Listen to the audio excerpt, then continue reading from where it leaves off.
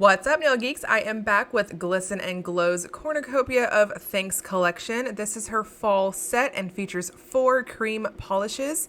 I have had a lot of questions regarding what type of top coats I use, and you guys are always seeing these super glossy finishes. So I'm going to show you guys, once again, Glisten and Glow's glossy top coat in this video, as well as her matte top coat. I really like both of them, and typically I'm alternating on my swatch videos between this top coat and another brand's. So without further ado, let's dive right in. First up is Spacebo. This is a light pumpkin shade cream polish.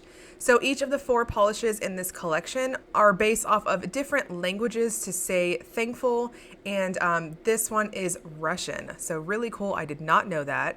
Now the formula on all 4 creams is absolutely fantastic.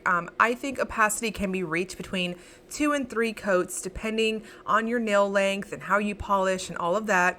So for Spacebo, I took it up to 3 coats and it plumped up very nicely. I was going in just a touch lighter than what I normally do, as the formula to this one does have the slightest bit of a jelly feel to it. So I almost want to classify this one as a almost crelly type of finish. So it does have very strong self-leveling properties to it. And as you can see here on the 3rd coat, easy peasy buildup and wonderful coverage.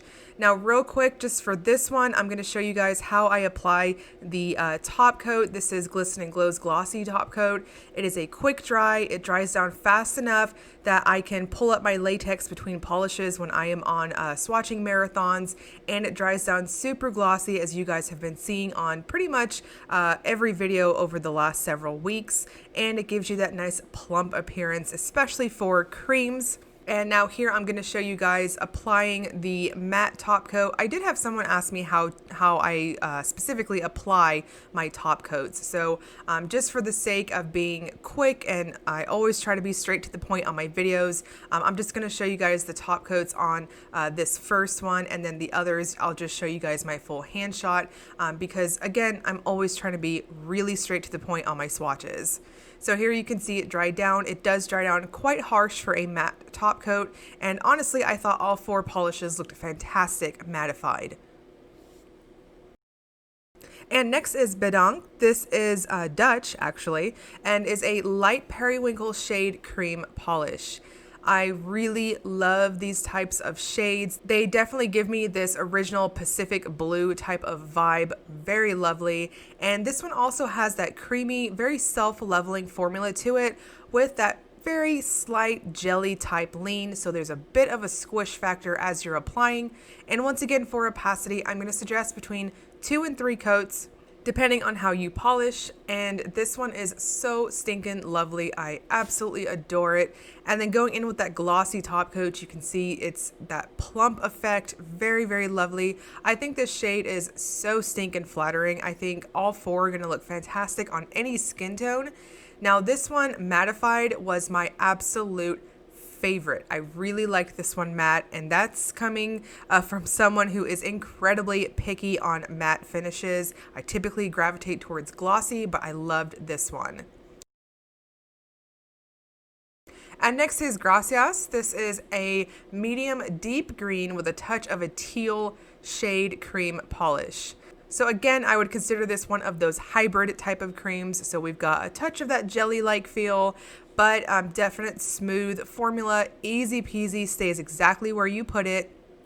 And I'm really digging the fact that she's switched over to these wide brushes, because wide load nails here, and your girl needs as much help as possible for coverage, especially on my brush strokes. So in case you have not heard and you are either new to the channel or new to indie polishes, Glisten and Glow has switched over all of her polishes to this wide paddle brush.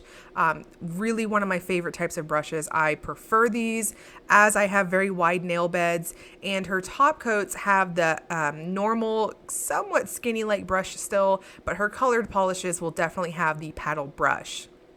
Now this one you can see mattified, looks really cool, really fall vibes, and I think this one will look really lovely, probably with some like silver holographic stamping or something. I don't know, it'd look really cool for holiday manicures too. And last but not least, we have Donkey. This is a medium boysenberry purple shade cream. So I do want to throw it out there. I apologize if I am pronouncing any of these names incorrectly. So this has what I would consider to be the lightest formula out of the 4. So on opacity, I'm going to suggest going up for 3 normal to light coats on this one. It still self levels pretty well, but I thought 3 coats really brought out that gorgeous plummy type of shade. It's almost got this eggplant-like vibe to it, but I really just felt like 3 coats flattered this one the best. So again, going in with the glossy top coat, you can see it's all plump and glossy, and I am good to go. Another really lovely traditional fall color, and going in with the matte top coat, lovely mattified action here.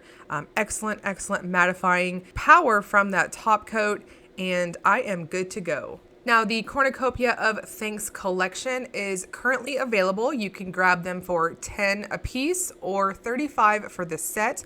I will link you guys below to Glisten and Glow's website if you want to check that out, as well as her glossy top coat and her matte top coat. They are very, very excellent. I use them a ton. And also, I would highly suggest checking out her glitter grabber top coat. Bit of a spoiler alert, she is going to be offering that for polish pickup for December, and all of those I highly recommend. Again, I use them so much on all of my swatches. So I'll also link you guys below to Glisten and Glow's Facebook fan group if you want to check that out as well. And as usual, if you enjoyed the video, please like and subscribe. Thank you so much for watching.